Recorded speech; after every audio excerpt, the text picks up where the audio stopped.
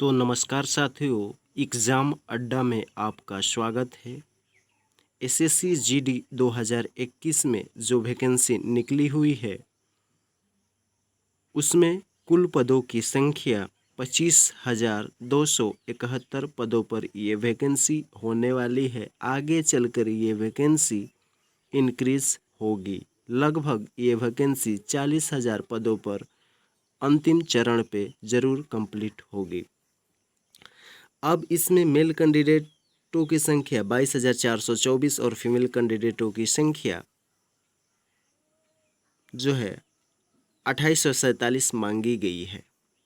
लेकिन इसमें फीमेल और मेल कैंडिडेटों के पदों की संख्या में बढ़ोतरी अवश्य होगी, क्योंकि सीआरपीएफ में 0 वैकेंसी और एनआईओ में 0 वैकेंसी है।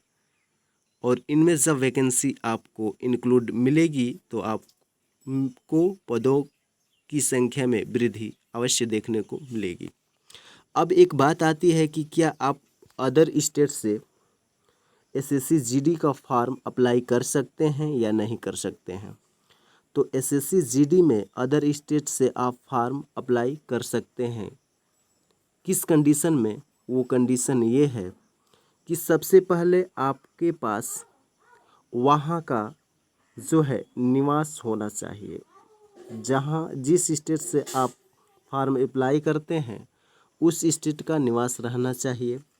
यदि आप दूसरा कंडीशन ये है कि यदि आप ओबीसी, ईडब्ल्यूएस, उसके बाद से एससी और एसटी हैं तो वहाँ का आपको स्टेट लेवल का ओबीसी,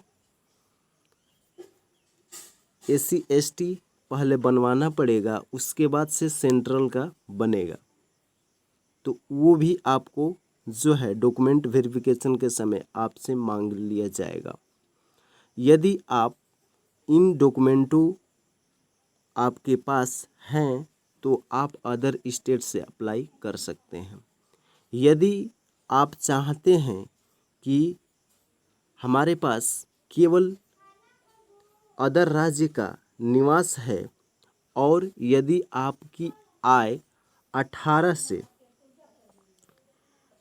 23 के बीच में है तो आप अदर स्टेट से बिल जो है अप्लाई कर सकते हैं, वो भी जनरल कैटेगरी में। क्योंकि यदि OBC, EST, SC, ST, EWS यदि ये कैटेगरी का यदि आप लाभ लेंगे तो आपको आरक्षण के तहत आपको इसका जो है सर्टिफिकेट दिखाना पड़ेगा। लेकिन आपको यदि एज 28 से 23 साल है तो आप जनरल में अप्लाई कर सकते हैं और डॉक्यूमेंट वेरिफिकेशन के समय आपको केवल निवास की आवश्यकता होगी। पिछली वैकेंसी 2018 में अधिकतर बच्चों ने अदर स्टेट से फॉर्म अप्लाई करके जनरल कैटेगरी चयन करके उसमें सेलेक्ट हुए। लगभग मैं 40 विद्यार्थियों का अपने क्षेत्र के 40 विद्यार्थियों का नाम जानता हूं और उन्हें अच्छी तरह से पहचानता हूं। लेकिन बात ये आती है कि उनका नाम मेंशन यहाँ पे मैं नहीं करूँगा। 2018 की वैकेंसी में ये जनरल कैटेगरी करके उसमें से उनकी एज 18 से 23 के बीच में थी तो उनका सिलेक्शन हो चुका है। किसी को सीआरपीएफ, किसी को एसएसबी, किसी को आईटीबीपी, किसी को असम राइफल, किसी को जो है बीएसएफ मिली है, क्योंकि एनआईए और SSF state wise cut off नहीं बनती है। अब बात आती है कि आपको एक निर्देश के अनुसार जो कि एसएससी जीडी का एक नोटिफिकेशन है, उस नोटिफिकेशन के माध्यम से आपको ये समझाने की मैं प्रयास करूँगा। उस नोटिफिकेशन में यही बात दी गई है जो मैंने पहले बता दिया है और ये प्रूफ के लिए आपको आवश्यकता है कि आप एकदम सटीक चैनल पर विजिट किए हुए हैं। आप वीडियो को अंत तक ज़रूर देखिएगा। यदि वीडियो को स्किप करेंगे तो आपको पॉइंट समझ में नहीं आएगा और बाद में आपको बड़ी जो है नुकसान हो सकता है। आइए, इसका नोटिफिकेशन जो कि एसएससी जीडी का नोटिफिकेशन आपके सामने ओपन है। 6 नंबर में ये कह रहा है कि candidate who wished convert under vacancy reserve, यदि कोई भी कैंडिडेट यानी कि फॉर्म अप्लाई कर रहा है यूटी में, ठीक, यदि ओबीसी एससी एसटी कैटेगरी का उसके पास से कोई डॉक्यूमेंट यदि नहीं मिला वेरिफिकेशन के समय, डीएमई के समय, तो उसको हम, यदि वो कैटेगरी अदर स्टेट से अप्लाई किया है, वो डाल दिया है अपनी ही कैटेगरी यानी कि ओबीसी डाल दिया है, जैसे मान लीजिए उड़ीसा से कोई जो फार्म अप्लाई किया जहाँ की मेरिट कम जाती है, वहाँ से विद्यार्थियों ने जो है फॉर्म अप्लाई कर दिया। अब वो डाल दिया जो कि कैटेगरी ओबीसी, मान लीजिए एससी डाल दिया या एसटी डाल दिया, तो वो जो है